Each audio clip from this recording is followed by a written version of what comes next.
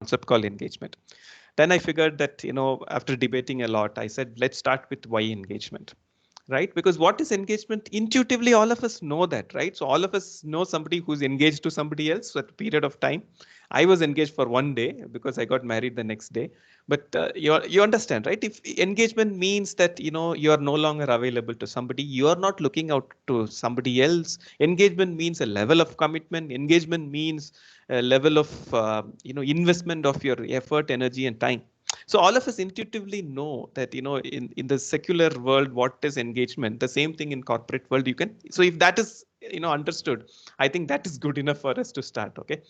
Now, if we look at what is, why do we need this concept of engagement? I'll cover the concept of what is engagement also, but why do we need this concept of engagement if we were to look at it? The study of intangibles becomes very important. I'm not sure some of you may have already studied this. There are two types of assets, right? Tangible assets and intangible assets. So anybody wants to share or type on the chat tool. What is an intangible asset? Any example of an intangible asset? Goodwill. Goodwill. Yeah, goodwill. Patent. Goodwill. Yeah, patent. Yeah, Yes. patent, yes. And if somebody And is if somebody is typing, I would typing, request I you sir would to Software. read it out for me because I can't see the because I screen. can't see the screen. So if somebody's So typing. if somebody's typing. Yeah, okay. So I understand. So many of us are aware, right? Many of us are aware that goodwill, patent are all intangibles.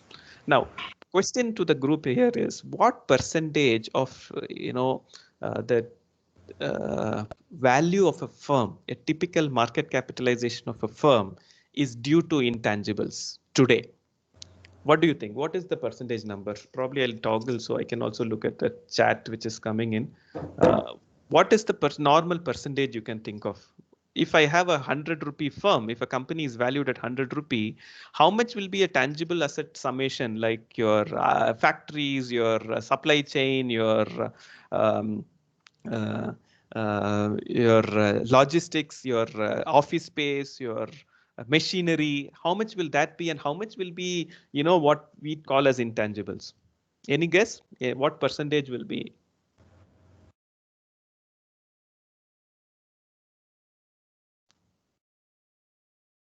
So if you look at the research, research tells us that almost 9/10 of all your market value is intangibles, right? And this has been a trend which has started, more than 50 years, almost 50 years ago, and it is an irreversible trend. If it's likely to be even higher. So, so I will add to what my friends, told me about goodwill and patents. So patents is one, goodwill is another, brand is another, right?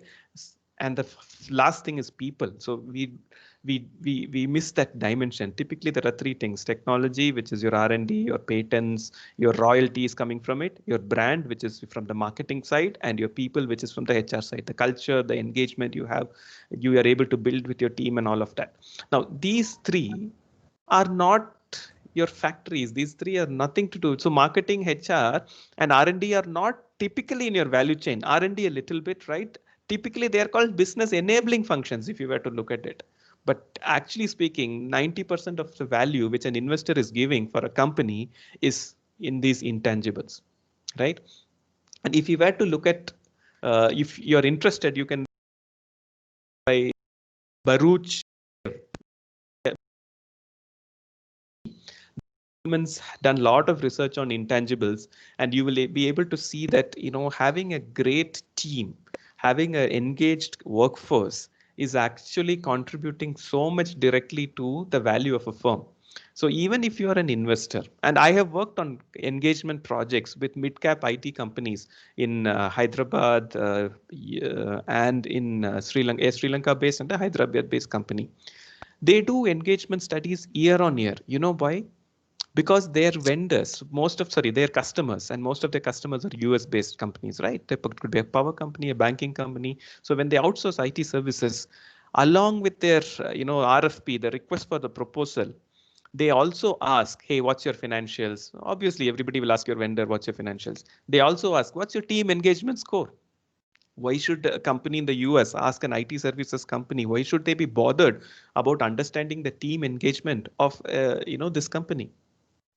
Basically, the answer is that engagement is a great predictor of many other things. It can predict whether your employees are likely to leave tomorrow. So if I'm signing up for an 18-month or a 5-year long project with a IT services firm, it is in my interest to check what's the engagement score. If 80% of the team is engaged, I'm very happy because I know that attrition will not put my project at risk. It will not put it in jeopardy.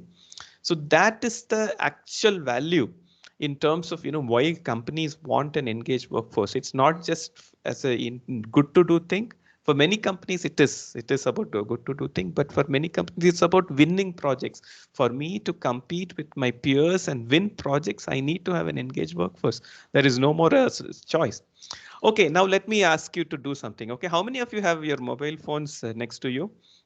So I'm going to ask you to do an activity. Let's assume that you have $100, okay?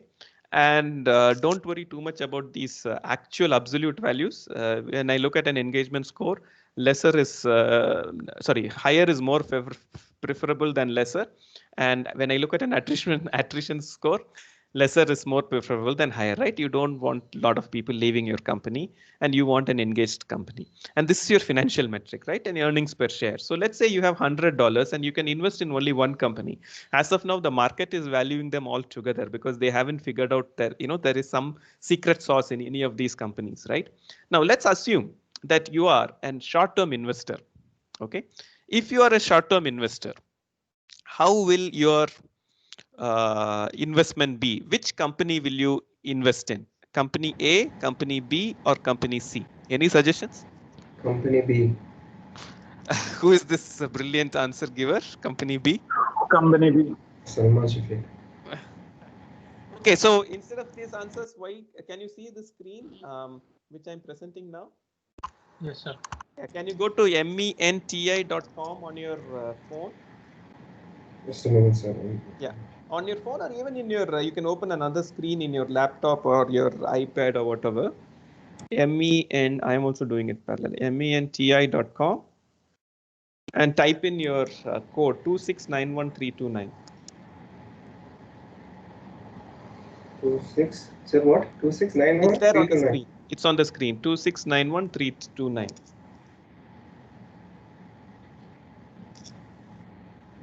Right. So you have a question, you can answer that question there.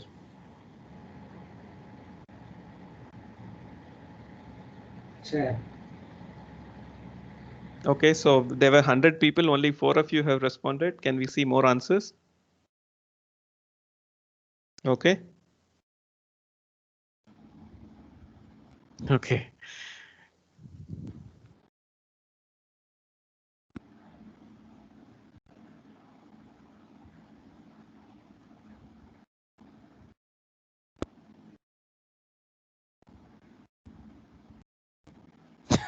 I think you didn't look at the question properly, but yeah, but thank you. But I appreciate this.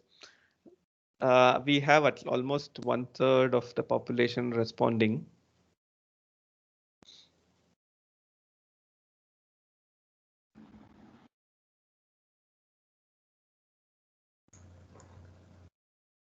Let me ask you this next question, okay?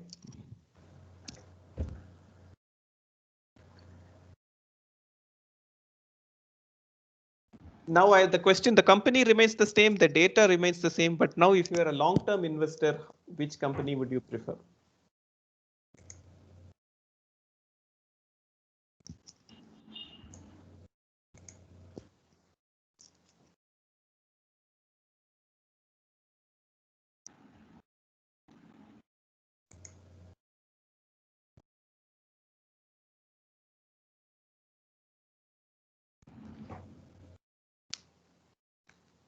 Okay, so there is it's like, Democrats and Republicans fight between company B and company C here. Very close, but yeah, I think company C is leading, right? Okay. So fine. So between company B and company C, you're making a difference. Short term, you will invest in company B, and long term, you will invest in company C. It seems to be the consensus opinion, right? So thank you so much. Let's quickly get back to what we are seeing on screen, right? Company C earnings per share is almost as high as 1.5 dollars per dollar. Right? So for each share you're earning $1.5. Whereas for company B you are earning less. But you are still saying that you will invest for company B, and probably that is because of your engagement scores, right? In my opinion, your answer is right, but only thing is I would have exchanged both. If I were a long-term investor, then this engagement score becomes very important, because if you remember, I said engagement score is a lead indicator. If I have an engagement score of some number today, it indicates something which is going to happen later in life, right? It's going to indicate low engagement score will indicate attrition. Today, attrition may not be there. Let's say company C is low engagement, 40%, but attrition is not as high as company A. But given that the engagement score is low, 6 months to 1 year down the line, you can definitely expect your engagements, your attrition to hit, right? Whereas a company B, it is earnings per share is the lowest. But given that your engagement score is 65, it is highly likely that your performance of the company will be higher later on, right? So all of you are very true when it says, please ignore your company A. Your engagement score is okay. Your attrition is very bad. Your EPS is okay. TK. So you forget it, right? Between B and C, I agree. You will choose either B or C. But one disconnect I have with the team is that probably if I'm a short-term investor, I will go for C, because I'm not too much worried about what's happening after 1 year. But if I'm there in the long term, and this is where creating wealth really is, being invested in the long term, then engagement becomes a huge differentiator. Okay, so still, like you said, we have 20 minutes into the session, we have not talked about HR. So this is not going to be a HR session. This is something anybody who is linked to any function will be able to relate to. Engagement. Research tells, and this is from my previous company, research tells us that if an engagement score is more than 65, it leads to up to 22% higher total shareholder return. So total shareholder return is the change in the market value of a firm in one particular year. So over a 12-month period, plus the dividends. So let's say the value of a firm was $100, it's moved to $120, and I paid a dividend of $10 in between. It basically means total shareholder return in terms of market appreciation was $20 and dividend was $10, so total $30. That $30 is 22% above average, because any company which has engaged employees as 65% or 2/3 of its population will outperform at least in a 1 year time period, right? And look at the other side, the destructive range. If almost 1/3 of your employees are disengaged, right? If they are completely disengaged, then you are looking at value erosion. Almost your total shareholder returns will be 1/3 below the market or the industry average. So there is a very, very strong linkage between engagement today and market performance after 1 year. So it's not about, today, if the engagement is low, it will reflect in market performance tomorrow. No, it will not. But it is very, very likely that after 1 year, you will see the results emerge. Okay. This is unfortunately, this gentleman passed away. This is the year where we lost Jack Welch. I think he passed away in March, but his quotation remains with us. What he says is that productivity is coming not from anything else, but by engaging every single mind in the organization. And this is basically a challenge for us. If you're saying that, if you're looking for productivity in terms of efficiencies, in terms of optimization of many things, definitely you can find productivity there. Nobody is challenging that. Productivity there. But it also comes from places where we do not normally look for, right? It comes from even engaging your team members. Engagement, I have said, can lead to linkages, can predict customer satisfaction. So an engaged team is more likely to drive customer satisfaction. The correlation of the regression coefficient rather is, what is it called? Coefficient of determination, I think, is 0.3. So almost 1/3 of your customer satisfaction is being predicted by your employee engagement, right? And attrition, the link is different. Higher the engagement, lesser is your team turnover. Turnover means attrition. So what I'm basically talking about is that engagement is not to be defined in a narrow, people centric or a HR centric dimension. It needs to be defined in the context of how much of value an engaged employee is able to add to the bottom line. So if I'm an owner of the firm, if I'm a buyer of stocks in the firm, if I'm a manager of the firm, if I'm an employee of the firm, all of them need to be know the importance of employee engagement. Yeah.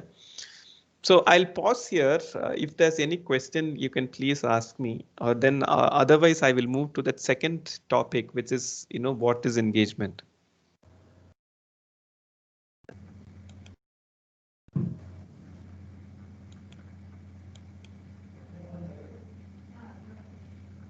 Okay. I have a question.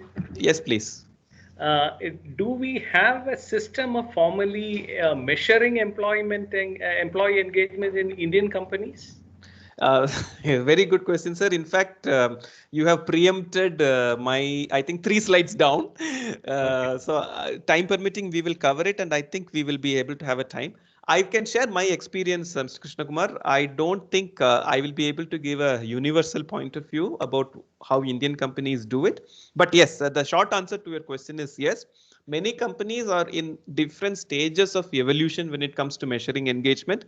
I would give like a public sector company, for example, also measures engagement, but that is because their budgets will run out every year, so they need to keep spending their budgets. I really don't think they do too much about it, but they measure it, right?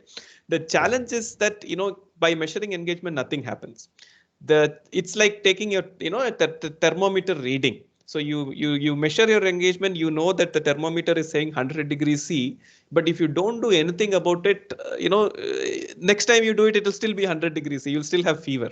So many organizations treat engagement measure as a end in itself, but actually it's just a starting point. It's a diagnostic tool on the basis of which you have to do a lot of actions. And I have seen examples, sir, of companies in India who actually traverse that path, right? And one very interesting learning for me is that what will be a good benchmark to take? Today, I am, let's say, and we could talk about ASB as a college as an organization itself. ASB has an engagement score, let's say, of 60%. Who should I be benchmarking with? Should I be benchmarking with best-in-class colleges in India? Should I be benchmarking with colleges in the market, which is, sorry, should I be benchmarking with forget colleges, best-in-class companies, irrespective of industry or sector or education sector? Or should I be benchmarking with myself? And for me, what I have learned is that, and in the Indian context, benchmarking with yourself is the best. Every year you say that, hey, I am 60, tomorrow I need to move to 70, or tomorrow I need to move to 62. It doesn't matter. But that continuous improvement mindset, not many organizations in India have. They always keep benchmarking from an industry perspective, and probably industry would still be a 60%. So there is no incentive to improve, right? So yeah, so I will also talk a little bit more about what I have seen these companies in India, how they measure engagement. They normally do proportion measure or average measure. They don't do it in-house. If they have a budget, they normally engage a consultant. So I'll talk about that. So is there a single tool to measure across, or people use different tools? In the same company, let's say the Tata Group, the Tata Group has given the freedom for each of its group companies to use the tool they want. So I know of Tata Group companies which use, the tool which is done by Gallup. I know of Tata Group companies which uses the tool which is done by EY. So different tools, even the same group companies use. But then the result would be comparable. Yes, that is the biggest challenge of scale equivalence. So Okay. one of the interesting projects I worked on was on translating a grand mean scale, which actually uses averages, to a proportion scale. So it actually had to do a lot with statistics. We had to involve a industrial organizational psychologist specialist to do it for us. But it is a very genuine challenge. If say, for example, the methodology remains the same, the consultant company changes, it's very easy. It's not a problem. One company uses proportion, another company uses proportion. It's fine. I can easily compare between 2 years of research. But if one company is using averages and another company is using proportion, then I have a problem. And it's a very rare thing, but it has happened. Okay. Thank you. Any other question?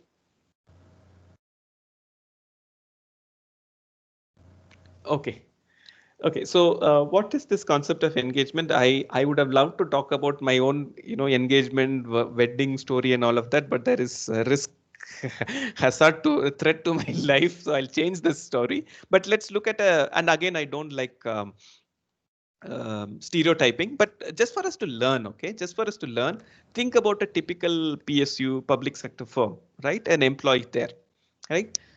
When that person joins the firm, he is able to, take enough breaks in between. He's able to go back to our home in time. He or she is, really, really happy in that particular environment because it allows him or her to lot of freedom to do things. Not probably compensation is very high, but benefits are very high, right? In a public sector company, right? So that is where companies were actually measuring as something called employee satisfaction, and this was happening in the 1970s and 1980s.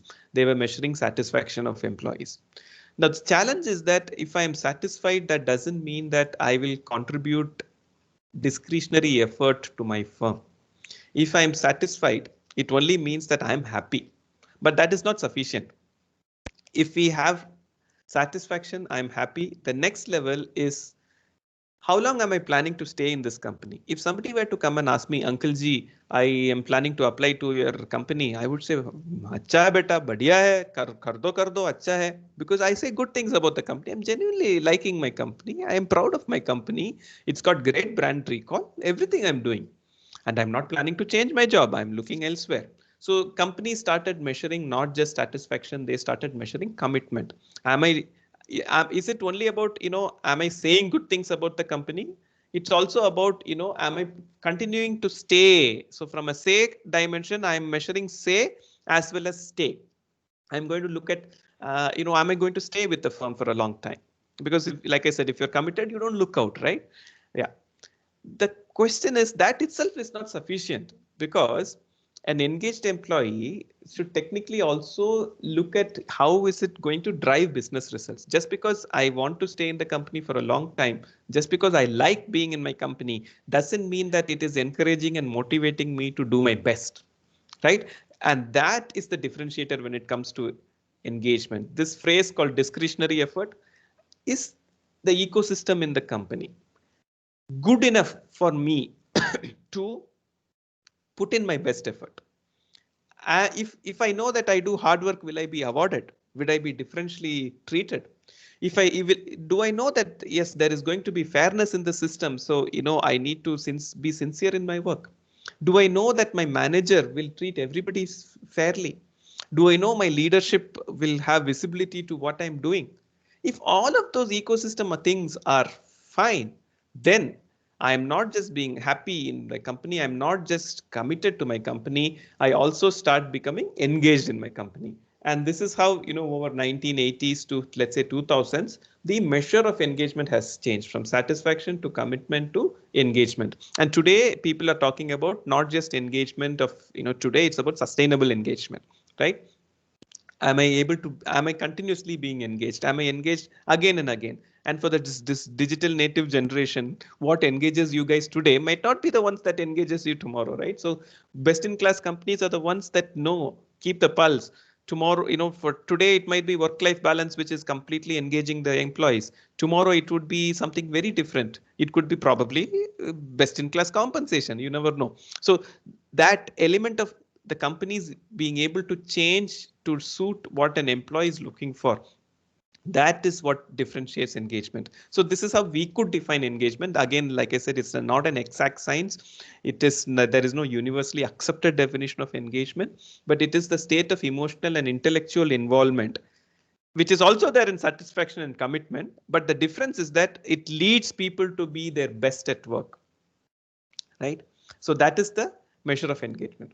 Now, if I know that this is how I am going to define engagement, what are the buttons, what are the switches I can press or switch off for engagement to go up and go down? Now, research tells us that there are typically 3 levers which can drive engagement. Okay, 3 buckets of levers. So within those, there are other levers also, sub levers, but they fall under 3 categories. The first category is of the HR itself. So the policies, the systems, the tools, are they good? Are they nice? That's the primary pass mark. The next level is, are they fair? Are they linked to things which are important for me? That's the next level. But tools and systems may not by itself achieve the objective because they are normally delivered through managers, right? So my performance management, I have a great process, I have a great tool, but it is my manager who gives me my final rating, right? So how is my manager able to differentiate and award me because I have done great work? That is the next lever of engagement. And the third lever is about my leadership. So, the extent to which I am able to buy in. Like, normally people talk about John F. Kennedy's visionary statement of by the end of this decade, we will put a man on the moon. So he was not around. He had unfortunately been assassinated by that time. But what he said came true because he was able to establish a vision which everybody else was engaged to. And whether that man was around or not, it got achieved, right? So one interesting thing is that if this cycle is fine, it actually creates a loop, right? High employee engagement can actually drive other changes to systems and processes also. But that's not part of today's topic. But one thing you to keep in mind as a learning or a landing item is that few things which can drive engagement is your systems, tools and processes, your leaders, as well as your managers. Okay, now I come to the point which sir was asking in terms of how do I measure engagement. Okay, and this is where, like I said, there are many ways to measure engagement. Let me go back to the analogy of, me getting engaged to my would-be wife, right? If somebody were to say, or if I were to tell my wife that I am only 60% engaged with you, do you think she'll be happy? Or if I say let's say even I say 99% engaged with you, will she be happy? No, right? No. So yeah, I think experience is speaking, right? So see, engagement is always an ideal. It is, you always aspire to be 100% engaged, or 100% employees need to be engaged, right? But that ideal aspiration is not something which is normally seen in reality, because one of the challenges is that, like I said, one size does not fit all. Let's say I do an engagement survey, I find out that there are 10 people who want work-life balance and 10 people who are least bothered about work-life balance, but they want something completely different. I cannot treat these 10 people differently. My policies are common to all, right? So if I were to implement policies which suit some people, another people will get disengaged, right? So there is always this challenge about attaining a perfection when it comes to engagement. But always anything that gets measured, only that's a starting point. If you never measure anything, nothing will get done about it, right? So how do companies measure engagement? What we have seen is that even in your own experiences as students, you may have seen, right? If somebody in a classroom and a professor is teaching, when a sir is discussing a concept, some people will be engaged and some people will be completely disengaged. And you don't need any survey or an instrument or a tool to tell you who is engaged and who is not. All you need to do is observe that person. Correct? You can see that if the person is yawning, if the person is scratching his hair, if the person is looking at his watch, if the person is not disengaged, right? Whereas if there's somebody else who, let's say in the Teams event, he's putting his hands up, or he's asking questions, typing on the chat tool, he's doing something, that either he's engaged or he's acting as if he's engaged, right? He or she, right? So somewhere there is a measure which is pure observation. You can do that. The challenge is that if you were to, you could do it in your families, you could do it in a classroom, you could probably even do it, in a college. But in a company where, you have 5,000 people in Hyderabad, 1,000 people in Colombo, 500 people in the US, 3,000 people in Bangalore, how do you do that? And this is where what sir was asking becomes very interesting. You can't just say that, I am deputing 1,000 to go and serve people and say that, hey, this guy is engaged, this guy is not engaged, this guy is engaged. Because for one person watching as looking at a watch may count as disengaged behavior. For somebody else, it may count as curious behavior. You never know, right? So that is where this whole school of, surveys and all becomes important. But before I get into that point, one thing you need to be aware of, and this reality is you will get to know today night also. Election day is going to start after 3-4 hours in the US. So many opinion polls are there, right? At the end of the day, it's about looking at engagement of voters, right? So many opinion polls are there. Only one opinion poll may be on the dot, and many of us have seen it in India also, right?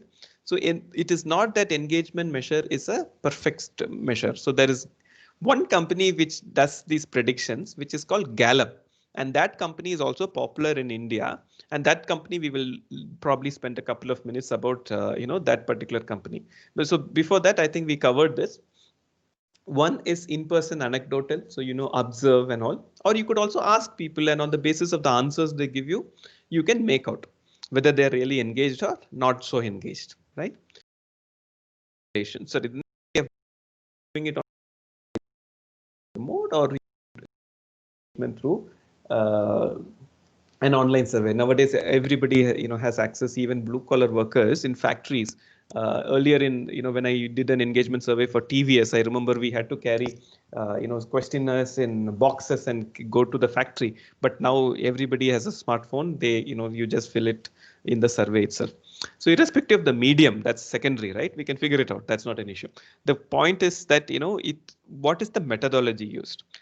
You can either use a survey which is based on means or averages, or you can use a survey based on proportions, which is slightly different from averages, right? So you understand the difference, right, between averages and mean. So I'll talk about it between averages and proportions.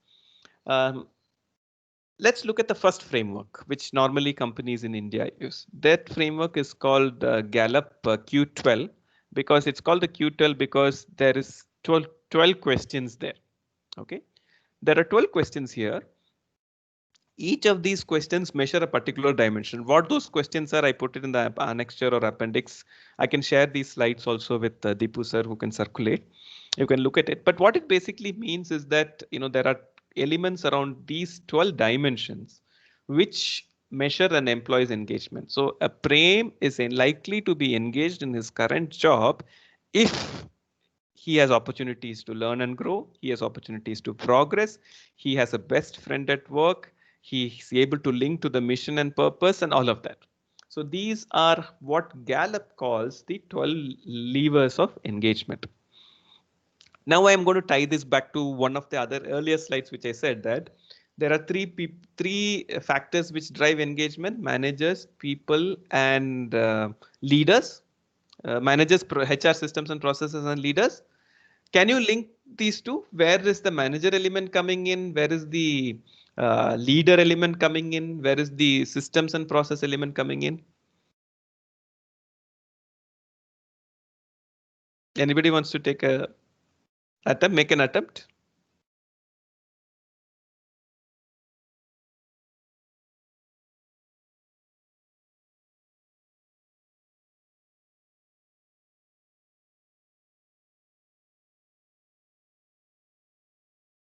Okay. So if you were to look at it, let me give you the my interpretation.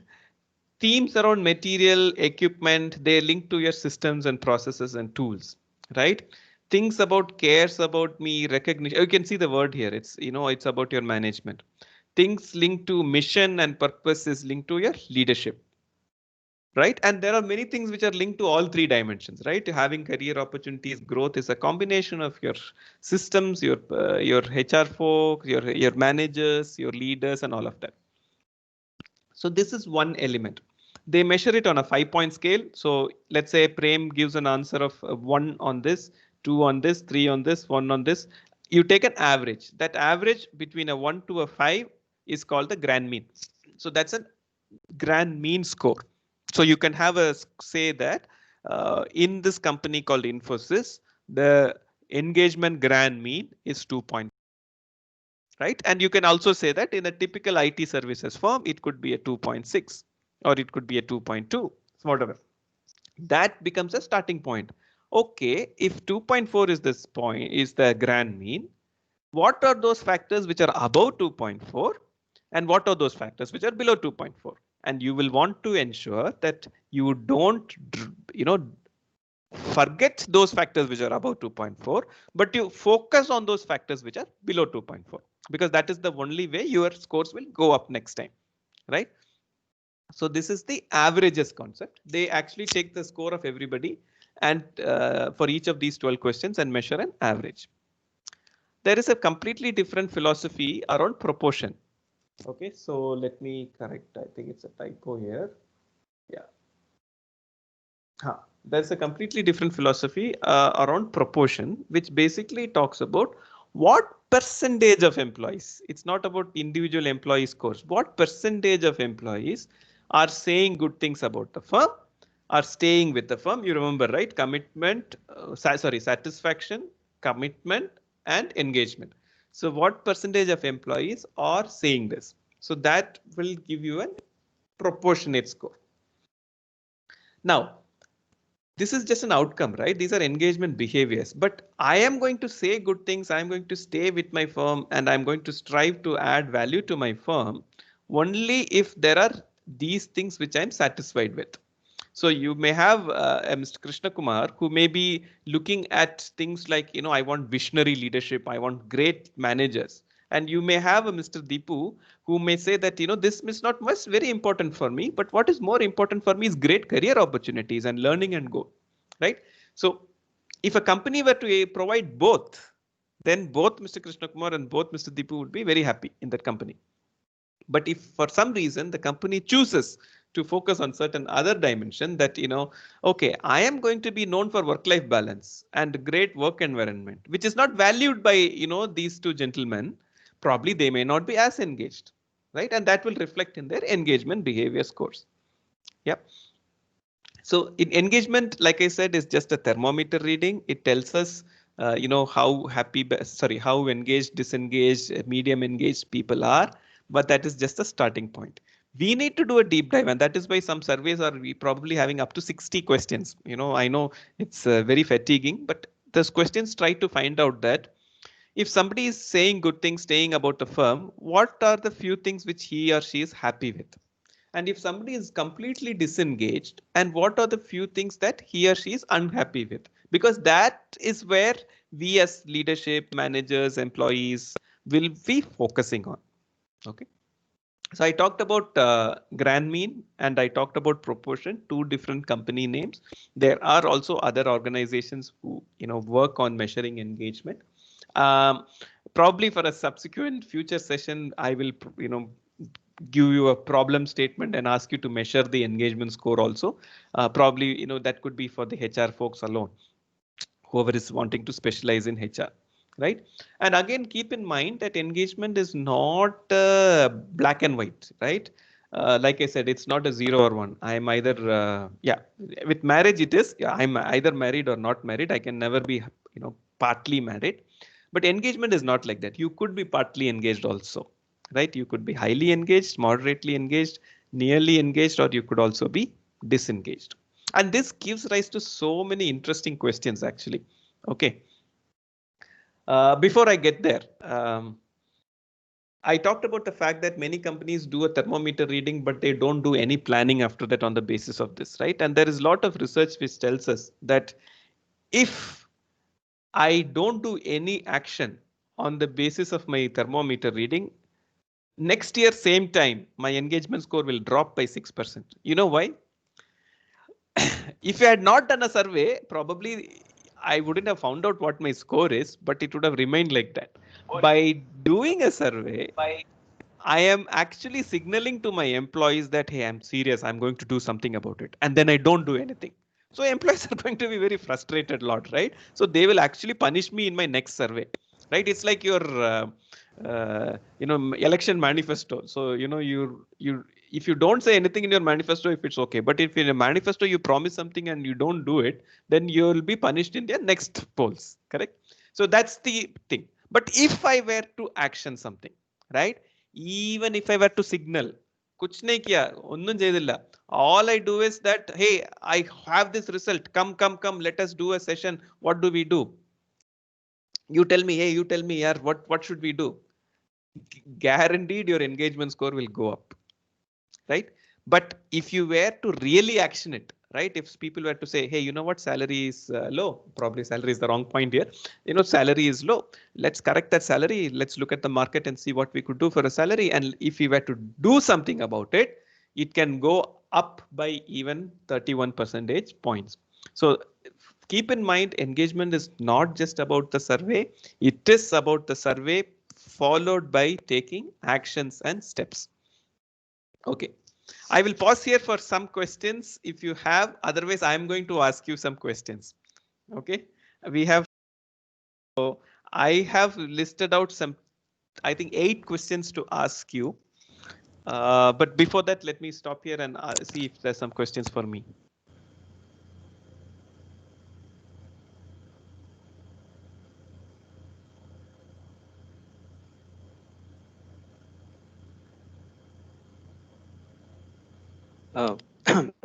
Good afternoon, Prem. This is Madhava Kurup here. Yes, sir. I have a question. I hope you're going to cover this because now we are in the era of a gig economy, right? How does employee engagement actually measure up in this new way of work getting executed? Because I'm pretty sure this will actually undergo a change in definition, maybe change in measurement. And I would like to know how it is happening in real organizations, because I was in the corporate till about 2 years back, and every year we used to have this engagement survey, and pretty much in fact, actually it is the same questionnaire which gets repeated year after year, because otherwise you won't be able to measure the consistency. Compare, So yeah. the question is, with the gig economy setting in, how do you see changes to measurement of engagement and even the definition of engagement? Okay. So definition of engagement, I will park it. I will come back to it. It is actually a very, very tough question about the definition of engagement. Measure of engagement. Let me go back to my friend's example. You remember I started this session with my friend who is working in Airbnb. While he is working in a corporate sector, he's still not left his entrepreneur. I think entrepreneurship is in some people's blood. They don't give up. His latest idea is exactly what Mr. Madhav Kurup you are saying. He's planning to do something. Let me give you and to come to that point, many organizations are resisting it. Many organizations in India continue, like you rightly said, to use the same questionnaire year after year, administer, take feedback. But there is going to be a revolution. I have not covered it as part of my session, but I'm so glad, therefore, you asked it. There is going to be a revolution in this particular space, if not tomorrow, day after tomorrow, probably 5 years, 10 years down the line, right? And let me give a little bit of preview. And I my friend here, because he was the one who was telling me about because as part of his ideation process, he's been talking to, let's say, the ex HR head of Google, who has started his own analytics firm. It's called Nudge. So so he was telling me about few things about what's happening. So one is that if all of us are using Microsoft Teams, right, and once we go to corporates, we will be using Microsoft Outlook. Imagine the number of data points Microsoft has regarding you. Are you attending a meeting at a particular point of time? Is your manager part of that particular meeting? How many, and if audio is enabled, technically speaking, they can also measure how many minutes you spoke in that particular meeting. Everything will be so very artificial intelligence driven that there is no need to ask an employee for a survey at all. So much of data is existing with these big 5 companies, which they will be able to harness and come back to the management of the company and say, at an individual level, obviously, data protection laws will be there, but they have the capability to do it. But probably they can say, you know what, these many proportion of people are engaged, disengaged. Why? Because of the posture they are sitting in. A disengaged person, how he sits will be different from the posture in an engaged person sits. Not just from the camera reading of an, let's say an MS Teams, but also from intelligent chairs. An intelligent chair will be able to tell the posture. It won't be able to tell whether you're engaged or disengaged, but it will be able to tell a posture. Now, if I were to take this as one data point and marry it with not four, I meant 400 other such data points, I'll be able to come to a hypothesis that Prem is only 40% engaged. Let's talk about some additional examples. So one is your data lake, which is coming from your Microsoft Office and Microsoft Teams. Second is coming from your the posture in which you are sitting. Third will be coming from the mails you're writing, right? You already have IBM Watson, which is able to do sentiment analysis and say that what is the sentiment. It will pass through all the language words. It will pick up those adjectives and be able to say that what is your most positive sentiment and what percentage of your mails has positive sentiment and what percentage has got negative sentiment. By itself, they are not very meaningful. But if I were to build all those linkages together and tie them through artificial intelligence, then there is no need to ask an employee at all. Because here, an employee can literally lie. He or she can fudge the survey. He may be feeling something like in the US elections. He may really want to vote for Donald Trump, but he will actually say he's going to vote for Joe Biden. That risk is always there in this, which Ms. Madhav said in the survey which you administer to employees. But 10 years down the line, if you don't even have to ask your employees, this is how you're going to measure engagement. The fidelity, I'm so sorry, I think the right word to use is the validity of that data will be much higher, right? So this is one particular school of thought. Whether it happens in 5 years, 10 years, we don't know. And again, today, as per data protection, you can only say that, in this office, this gender or let's say this age group of people are more susceptible to disengagement. But technically speaking, artificial intelligence can tell it at an individual's level, right? So Prem is less engaged. And not even that. These are the 4 things you can do for Prem to be more engaged, right? Now, if a company is willing to do that, obviously they will do it. If not, they will not do it. But that puts so much of power in the hands of these companies and so much of power in the hands of these big 5 firms. So when I say big 5, it's basically your Amazon, your what is it? There's a short term for it, right? The digital natives should be able to tell me. What is it? Apple, Facebook, Amazon, Microsoft. I forget the 5th one, right? So much of data they have with us. So this is one way. Now, in India, this is not likely to happen in 5-10 years. This will happen probably in many companies. In India, it may take much longer, actually. Now let me look at the definition of engagement, right? I have 5 more minutes. Okay. So the way I'm looking at it, the definition of engagement, it may not change that much. That delta of what we mean as engagement, because a company will still want somebody to be driving that discretionary effort. They will want somebody to get inspired and motivated to give that discretionary effort for that company. If we were to look at some other dimension of engagement which has not been looked at, I am unable to place anything on it. But very good food, Madhav, I have thought about it actually. And probably something which we can discuss in the next conversation.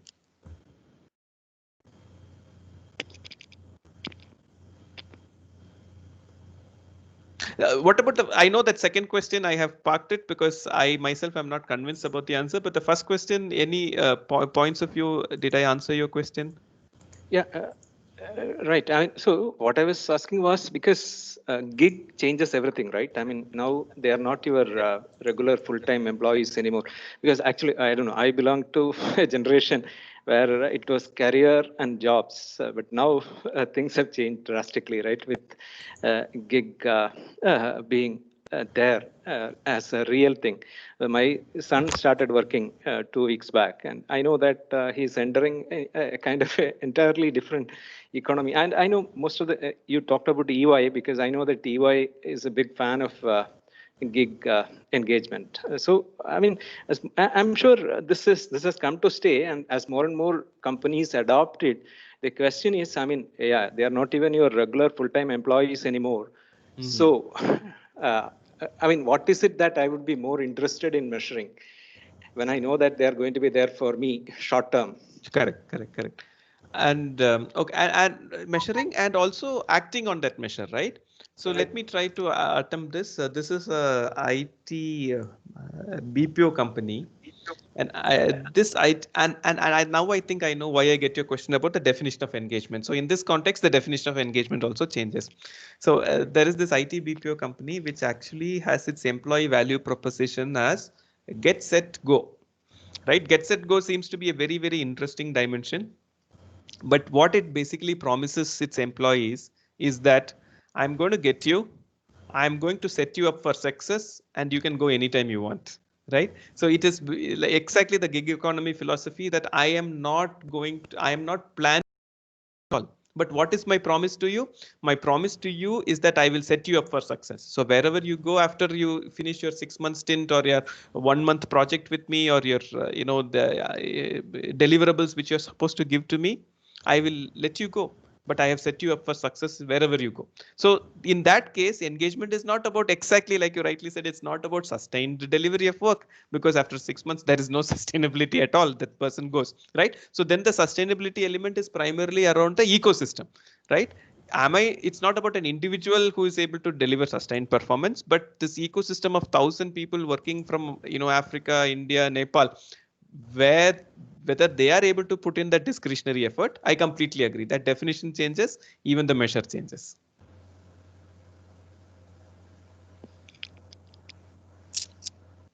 Right. Okay, Deepu sir, I can continue for few more minutes. Yes, sure, sir, sure. Okay, so let me ask you this question. Among the following, which one is more desirable? There is one company where 60% are engaged and 20% are disengaged. And obviously the rest of the 20% are somewhere in between. There is another company where 50% is engaged and 10% is disengaged. Which is the better company to be in?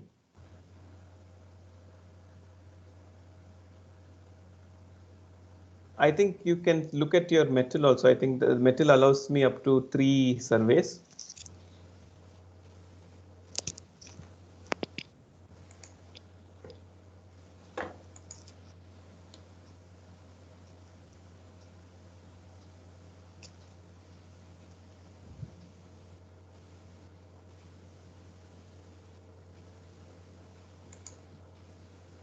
Which is more desirable?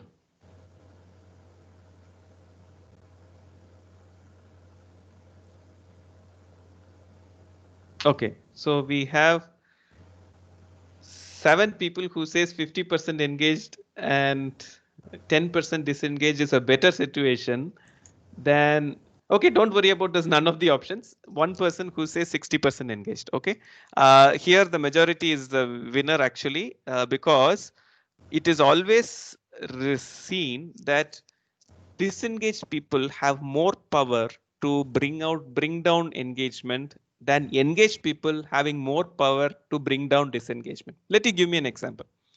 Let's say I am a very engaged employee. What will I be doing? I will be typically working. I don't have the time to go and encourage somebody who's disengaged. So the disengaged guy continues to be disengaged. I continue to be engaged. Whereas, let's say I am disengaged. I have all the time in the world to go and disengage some 4 other people. So being disengaged is a very risky thing for companies, because the employee can technically get other people also disengaged. Whereas being engaged, you are not likely to go and engage other people also. Okay. Let me ask you this question. If I plot engagements and tenure, right? So let's say people with 10 years in the firm versus people with 5 years in the firm versus people with 4 years in the firm. What is the curve likely to be? Any thoughts? Sorry, Menti, I can't use because only 3 questions allowed. If I were to put age or tenure on the x-axis, so this survey basically, sorry, this curve basically says irrespective of tenure, engagement remains the same.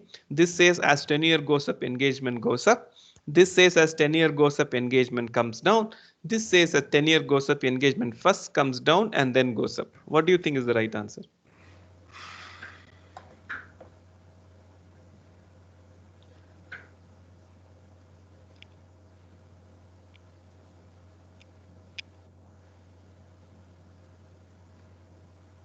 These days it will be a downward slope. This one, okay. Yeah, and I think this links back to what Mr. Madhav Kurup also said, that there cannot be enough time here, right? Tenure will be here only, it will be broken here. People will finish and look for another job. The classical answer is this one. Typically, this is the honeymoon period. I joined the company with so much of enthusiasm. I love the company, and that's why I want to like make a difference in my company. I want to do something. And then, like Deepu sir said, reality sets in and my engagement comes down. And when I'm here, I'd make a choice. I make a choice either to leave the company, in which case this happens, or I make a choice to continue with the company. And interestingly, what research tells us is that after a particular, let's say, pivot point, point of inflection, then my engagement starts to increase because I made peace with the system. I made peace with the process. I have convinced myself that, okay, this is the best thing that can happen for me. And then my engagement levels continue to increase. So yes, if my tenure is short, I will probably finish here. If my tenure is long, I will end up having such a U curve. But is it possible that it would change between, let's say, a government job and a private sector job? Shape will not change, but where it is will change. So you may have a deep U for a government job, and you can have a shallow U for a private sector job, highly likely. Because in a government job, your your disenchantment is likely to set in faster. But if you were to able to make peace, probably your engagement levels will become faster, even higher, even quicker.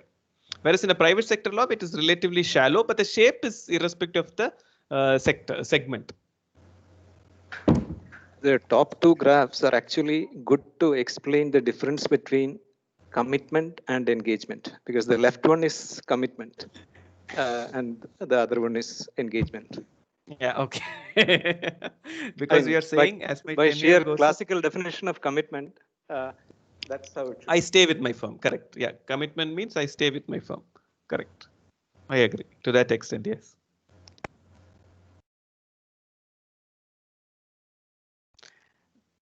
Okay. Which is the biggest driver of engagement? This is a very, for me at least, it was a very revolutionary question. Any answers?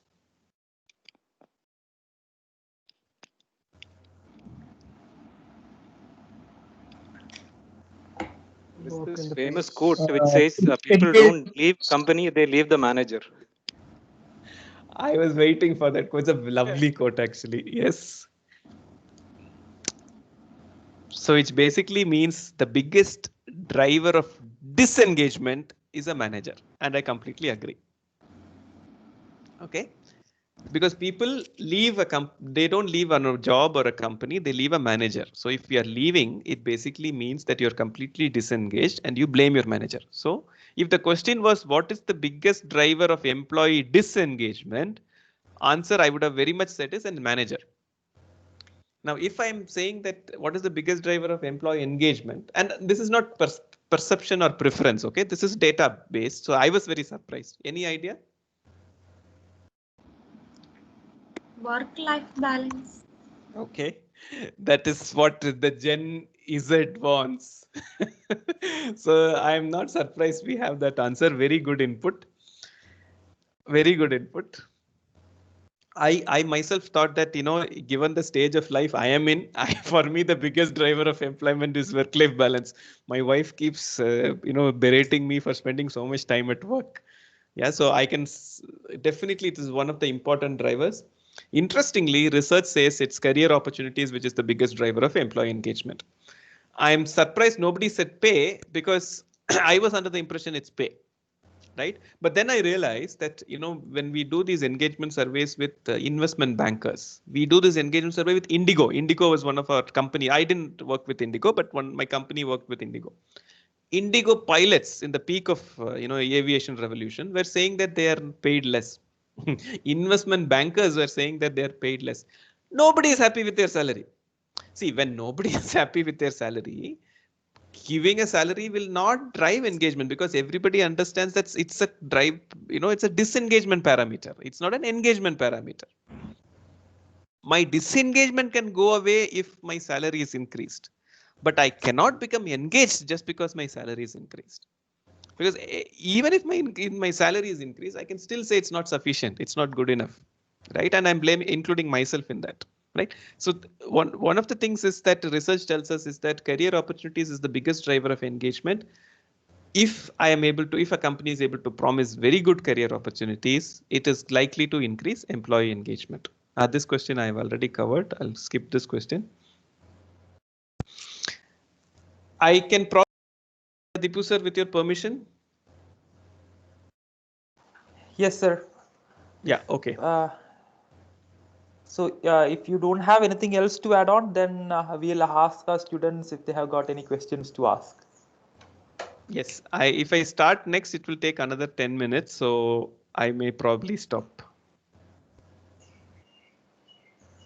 Okay. Sir, Yeah. actually, we don't have a problem in that another 10 minutes. If you want to continue, we can continue. Okay, yeah, sure. So people, if you have a hard stop, if you need to have some personal commitments, please feel free to drop off with your college's permission. Subject to your college permission. But if you give me 5 more minutes, I will talk about how does a survey, lead to actions on the ground. Okay, and this is a real life story which I realized. In one of my clients, I realized that people who are getting high performer rating, people who are getting PMS rating of 3.5 were least engaged, 60%. But people who are getting performance rating of less than 2.5 were more engaged than these people. Okay. And then you have potentials, right? High potentials, they were highly engaged. So potentials are people who may not be the best performers, but they have the innate capability, their skills to grow in their careers, right? So potentials, high potentials having high engagement is fine. But I was, we had this client, with the survey results said that people who are getting better performance rating are lesser engaged. Now, how do we act on this? So then we go to the rest of the questions, right? So when we looked at the rest of the questions, we saw that the difference between a high performer and a high potential was coming in this category of a manager. A high performer, in the high performer set, only 6 out of 10 employees were giving good rating for their manager, whereas high potentials, everybody was giving a good rating for their manager. The next was in terms of learning and development opportunities. High potentials, 2/3 of them said that they were happy, but high performers, only half of them said that they were happy. Right. So now I am doing a little bit of deep dive from my overall big picture, and I am, getting into the details, and I realize that there are at least 2 problems there: manager and learning and development. Right. And I'm sitting at a time bomb here. If you look at it, only 20% of the people are willing to stay with the firm, whereas high performers are willing to stay. Whereas with high potentials, almost everybody is willing to stay with the firm. So if I don't take any action, these high performers are likely to leave my company. So now I know that if I sit and do nothing, the cost of doing that is very high. I cannot afford that. I need to do action. What action do I take? I look at the data. I see that manager, there is a huge difference. Learning and development, there is a huge difference. Work task, there's a huge difference. Work tasks are linked to your manager anyway. Now, I also, in my survey, and I never touched upon it so far, is that I have verbatim. So, in the survey, you have your 5-point scale or your 6-point scale and all of that. And then people also type in their verbatim scores, right? Now, verbatim scores are very, very important. You know why? Because if I'm really not very engaged, I will just put a full stop and go. I don't want to spend that 1 minute extra to, write one Ramayana and then click on submit button. The very fact that I am willing to spend 2 minutes and write something means that I have a very important point to make, something which is very important, at least to me. That's why I'm making that, right? So we go through all these high performers comments, right? And then he's saying that, one of the high performer is saying, I have a honest opinion that some people are getting extreme recognition. I strongly wish there would be a 360-degree appraisal where subordinates will appraise their manager's work. All of that, right? Now I have both data as well as I have verbatim comments which tell me that I need to act on managerial capability. Managers are not managing their high performers well. So we need to train their manage high performers. We need to give them a KPI which says that, hey, your high performance engagement levels should be your responsibility.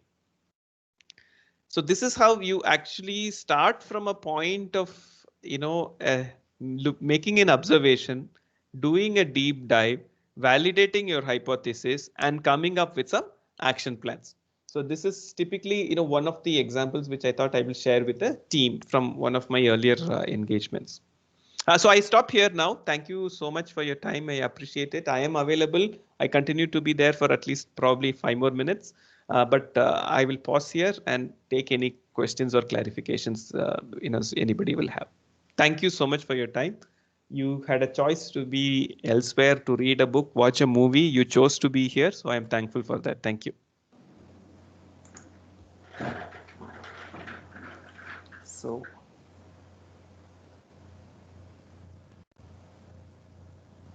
students, do you have any questions to be asked to Prem sir based on what he shared today?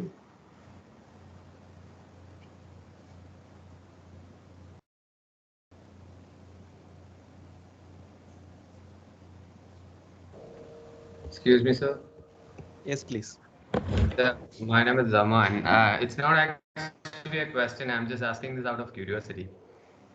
Yeah. So you have completed your PGDM in 2007, if I'm not wrong, and you're having an experience of 13 years around somewhere. And I'm pretty sure you've come across many companies so far. So which of them, according to you, has followed the best employment engagement practices? I started this session with a very tough question from Mr. Vivek, and now I'm ending it with another tough question from Mr. You can Zaman. choose not to answer, so No, that's no, okay. it's fine. It's perfectly fine. See, I was part of Aon for 8 years, okay, and I want to use this opportunity to also drive a learning point, okay. Aon is a company which runs, like you rightly said, best employer surveys. Aon is able to say that, based on these 100 different parameters, I am going to crown this company as a best employer. Now, just because a company like Aon is able to say that, these are the parameters because of which you can become a best employer, is Aon a best employer? Can Aon be a best employer? So there is always a knowing and doing gap. Okay, Aon may be a best employer, but Aon technically probably is not. What I'm saying is that by knowing that if I do these 100 things, I can become a best employer, does not make me a best employer. This is actually having life-changing, impact. Knowing and doing are completely different. So coming back to your question, I think almost 100 companies in India know what it takes to be a best employer. But there are rarely companies which actually do what it takes to be a best employer. Now let me answer your question. I will not give a company specific answer. I will probably give a sector specific answer because it will be unfair to, some other companies. Yeah, that's fine. Okay. The one sector which is typically a best employer is the hospitality industry. Okay. It is your hotels, I can give an example as Indian hotels, but I'm talking about hospitality industry, right? What motivates an employee to give up his life for the sake of the customers of his company? This is exactly what happened in 2006 in Mumbai. right? This the hospitality industry is able to inspire their employees not just to give their best, but to give their life also. So to that extent, they have perfected the art of engaging their employees. How? Obviously, that's a different story about it. You can probably Google it up and read it. But if you had a short answer to your question is, you can look at any company for that matter, Marriott for that matter, Indian Hotels, Taj Group of Hotels for that matter. Hospitality sector has successfully managed to engage its employees very well.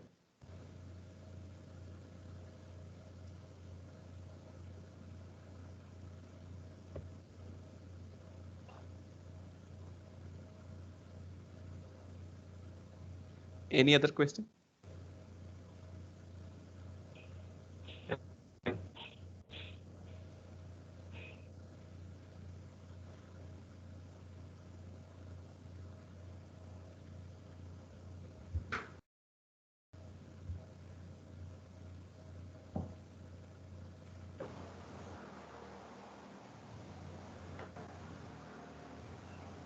I think there are no more questions coming up. So I request Krishnamar sir to thank Prem sir for being with us today. Krishnamar sir. It was a very interesting talk. When I speak to students, I normally tell them that their learning doesn't stop the moment they complete the program here.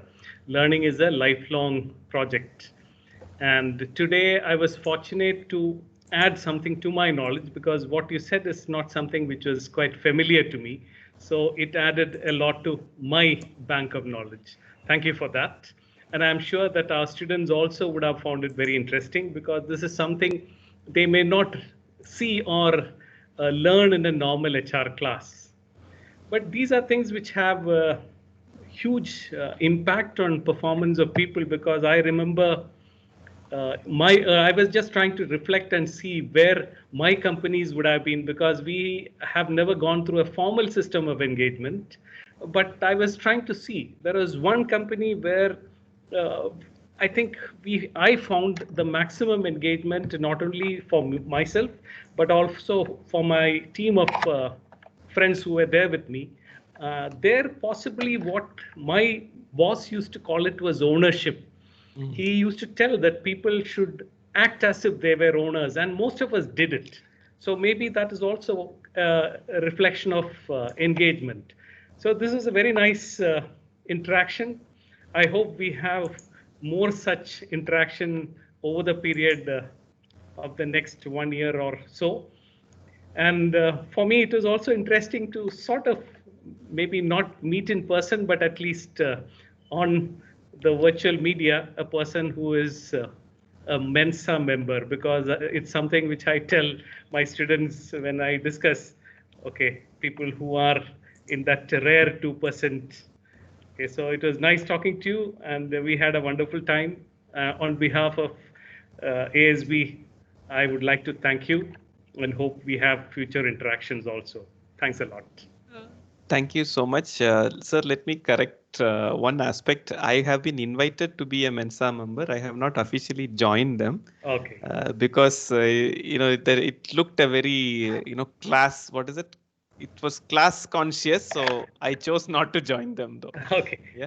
But anyway, you qualified, so Yeah, it right. doesn't really matter. Right? There is one. Yes, Hema. By mistake, I guess. Okay. Okay.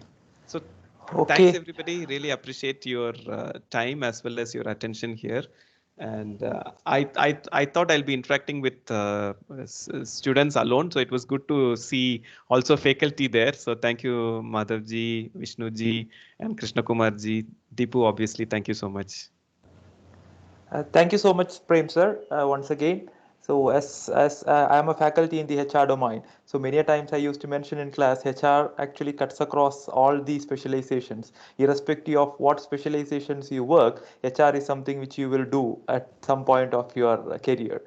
So, and again, employee engagement, when students learn in their HR class, they think like, okay, it's all about HR. Why should we actually bother about employee engagement? I think you gave a very good justification on why you should learn, or why all the specializations, or all the students who do their management program should know about the engagement, employee engagement, and related facts.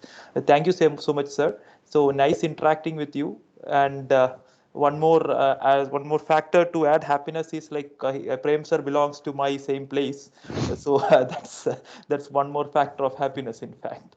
Okay, thank you so much, sir. Thank you so much for accepting our invite, and for that wonderful session. Thank you so much. Thank you. Have a nice evening, everybody. Thank you, sir. Thank you, sir. Thank you, Most sir. Thank you, sir. Thank you, sir. Thank you, sir. Thank you, bye sir. bye. Thank you, sir. Thank you, sir. Thank you, sir.